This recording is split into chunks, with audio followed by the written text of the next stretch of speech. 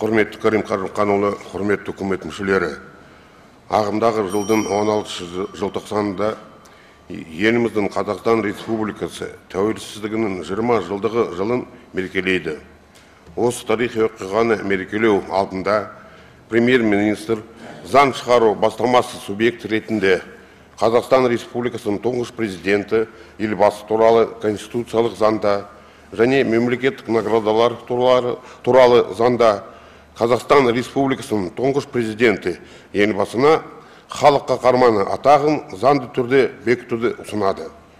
Қазақстан Республикасының тұңғыш президенті елбасы мәртебесі бойынша айрықша ерекшелік белгісі алтын жұлдыз және отан ордені тапсырылатын халық қаһарманы атағының иегері болады.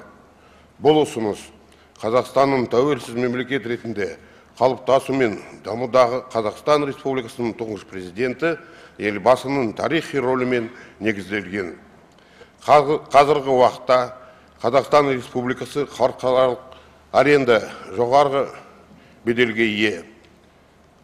Қазақстан Республикасының тұңғыш президенті елбасының басшылығымен елімізде 20 жылдан бері әлеуметтік, экономикалық, саяси және құқықтық жүйелерді жаңғырту табысты түрде іске асырылуда.